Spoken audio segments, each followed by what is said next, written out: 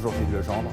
Bonjour Jeff Wittenberg. Merci d'être avec nous ce matin. On l'entendait dans le journal, un député, Jean-Luc Redzer, est hospitalisé, victime du coronavirus. 2 autres salariés de l'Assemblée ont été touchés également par ce virus. Avez-vous d'autres informations ce matin? Et surtout, quelles précautions avez-vous prises au sein de votre groupe qui compte près de 300 députés? Alors d'abord, l'annonce de ce député, de ce salarié de la buvette qui sont contaminés a créé évidemment un élan d'émotion et de sympathie, mais comme ça serait le cas dans n'importe quelle entreprise, dans n'importe quelle administration, dans n'importe quelle association. De ce point de vue-là, l'Assemblée nationale n'est pas différente. Je vois bien la dimension symbolique que ça revêt, qui fait que ce matin, nous sommes en train d'en parler, mais le cas et le traitement n'est pas différent de ce qu'il doit être dans toute entité touchée par le virus. Il y a beaucoup d'échanges au sein de l'Assemblée nationale. Déjà, il y avait un dispositif d'alerte qui était mis en place par le président de l'Assemblée nationale, par les questeurs, et qui s'est immédiatement déclenché.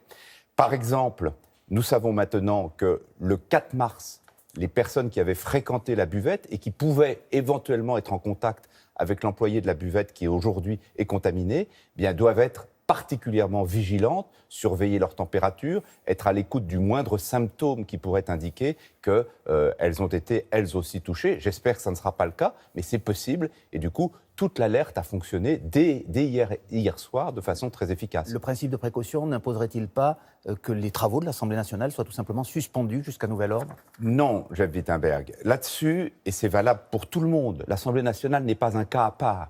Il ne faut pas surréagir. Nous avons un contrat de confiance avec les Français, comme quand vous allez chez votre médecin. Si vous allez chez votre médecin, c'est que vous lui faites confiance.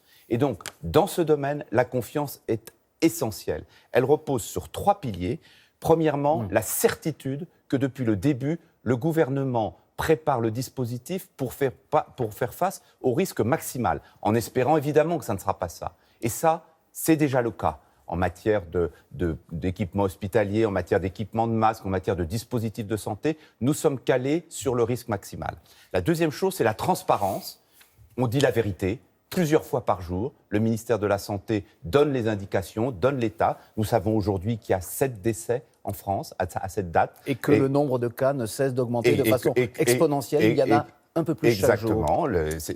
L'épidémie progresse en France et ça, c'est en effet un motif d'inquiétude. Mais nous ne le cachons pas. Mais nous ne surréagissons pas. Nous ne prenons des mesures, nous ne donnons des instructions qu'utiles. Et toujours dans une sorte d'équilibre entre ce qui doit être fait pour protéger, quand c'est utile, et ne pas désorganiser le pays et le mettre à l'arrêt. Il faut attendre d'en être au stade de l'Italie, par exemple, qui ferme ses écoles alors qu'il y a près de 150 décès chez nos voisins. Écoutez, pourquoi ne pas prendre des mesures plus coercitives dès aujourd'hui, alors que le stade 3 de l'épidémie est sans doute atteint dans les prochaines heures? Le but n'est pas ni de faire du spectaculaire, ni de faire du coercitif. Le but est de prendre des mesures qui soient utiles, qui permettent de freiner la progression du virus, ce qui est le cas depuis le début en France. Mais nous ne sommes pas en train de faire de la démonstration.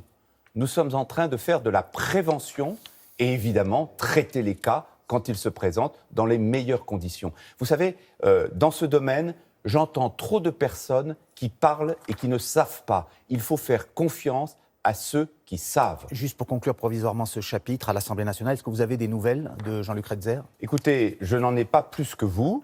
Parce que tout ça s'est produit dans la soirée. Le député des Républicains, j'en profite évidemment pour lui souhaiter un prompt rétablissement, de même qu'aux salariés de la buvette. J'espère que tous les deux seront très vite rétablis. Alors, l'autre sujet de la semaine, l'autre gros sujet, c'est l'emploi du 49.3 par le gouvernement pour faire adopter la loi, sur le projet de loi plutôt, sur la réforme des retraites. Est-ce que vous avez observé que 70% des Français sont opposés à ce recours et que 71% d'entre eux pensent que cela va vous coûter cher aux élections municipales? Mais, Jeff Wittenberg, personne n'aime le 49.3. Ouais. Le Premier ministre n'aime pas le 49.3. Je n'aime pas le 49.3. Il répondait à une situation exceptionnelle, à savoir la volonté de 2 groupes d'opposition d'empêcher que le débat sur les retraites ait lieu normalement. Au bout de 116 heures de débat, nous n'avions eu le temps d'aborder que 7 articles sur 65. Et ces groupes-là nous ont dit très clairement qu'ils ne nous laisseraient pas aller au bout. Donc il y a un outil constitutionnel qui permet... Vous savez, il y a un vrai soupçon. Ils ont pratiqué sur le premier texte des retraites le débat obstrué, et hier, ils ont pratiqué sur le second texte des retraites le débat avorté.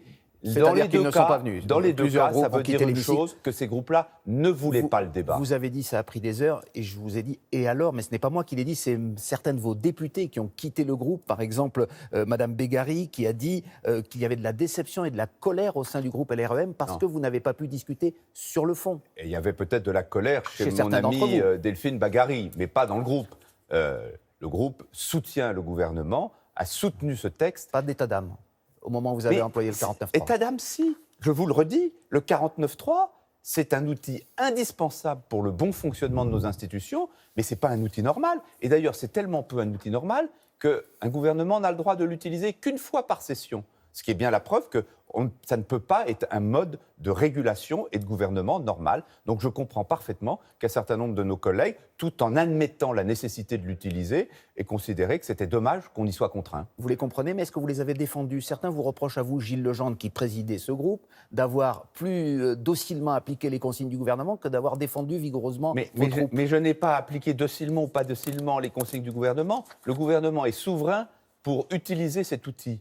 Et ceux qui ne veulent pas de cet outil n'ont qu'une seule chose à faire, voter la censure contre le gouvernement. Évidemment, le groupe que je préside n'avait strictement aucune envie de voter la censure contre le gouvernement. Donc il y a eu 3 départs au sein de ce groupe. Vous étiez 317 au début de la mandature. Il y a deux départs. Il n'y en a pas un troisième? Non, la troisième personne à laquelle vous pensez reste dans le groupe avec un statut d'apparenté. En tout cas, vous confirmez bien que vous êtes 297 aujourd'hui, voilà. Pas loin des 289, seuil de la majorité absolue. Est-ce que vous avez des inquiétudes à ce rythme-là, si l'hémorragie se poursuit? Non, je n'ai pas d'inquiétude. D'abord, si j'avais des inquiétudes, il ne faudrait surtout pas que je fasse ce que je fais et le métier qu'il faut que je fasse et la mission que j'exerce.